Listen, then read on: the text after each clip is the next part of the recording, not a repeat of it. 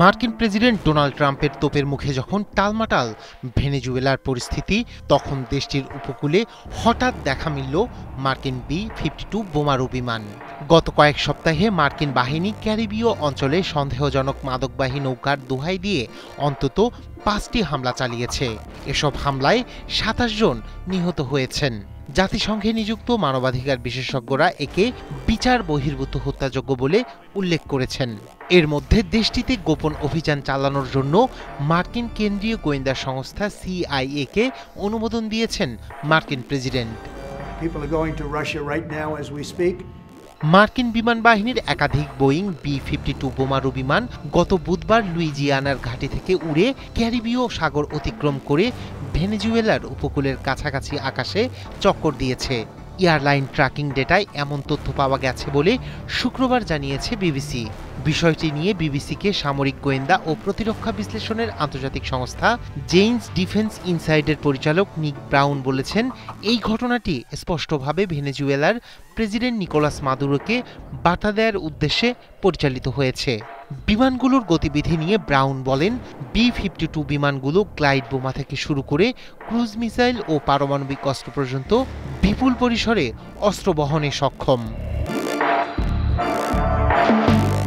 গত বুধবার মার্কিন প্রেসিডেন্ট ডোনাল্ড ট্রাম্প ইঙ্গিত দেন তিনি ভেনেজুয়েলায় স্থল হামলা চালানোর কথা বিবেচনা করছেন। এতে দুই দেশের মধ্যে উত্তেজনা আরও বেড়ে যায়। গত এক মাসে ভেনেজুয়েলার জলসীমায় অন্তত 5 বার জাহাজে হামলা চালিয়েছে আমেরিকা। হামলায় মোট 27 জন নিহত হন। সর্বশেষ হামলা মঙ্গলবার ঘটেছে বলে জানিয়েছেন ট্রাম্প। ওই জাহাজগুলোতে মাদক পরিবহন করা হচ্ছিল বলে অভিযোগ তোলেন তিনি। মাদুরোর প্রশাসন ভেনেজুয়েলার মাদক চক্রগুলোর পিছনে রয়েছে বলে ট্রাম্প দাবি করলেও এর কোনো প্রমাণ হাজির করতে পারেনি মার্কিন গোয়েন্দা সংস্থা। মাদুরো সরকার এক বিবৃতিতে বলেছে, যুক্তরাষ্ট্রের এসব পদক্ষেপের উদ্দেশ্য ভেনেজুয়েলায় সরকার পরিবর্তনে অভিযান চালানোর বৈধতা তৈরি করে দেশের সব সম্পদের নিয়ন্ত্রণ নেয়া।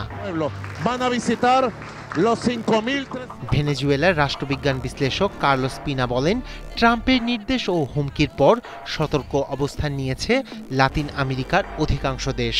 এ পরিস্থিতি আমেরিকা ও লাতিন আমেরিকার দেশগুলোর মধ্যকার সম্পর্কে ব্যাপকভাবে টানাপোড়েন বাড়াবে। ইতোমধ্যে ওয়াশিংটনের আরোপিত নিষেধাজ্ঞা ও অর্থনৈতিক সংকটের জেরে 2014 সাল থেকে তেল সমৃদ্ধ ভেনেজুয়েলা ছেড়ে অন্য দেশে চলে গেছেন 80 লাখেরও বেশি মানুষ।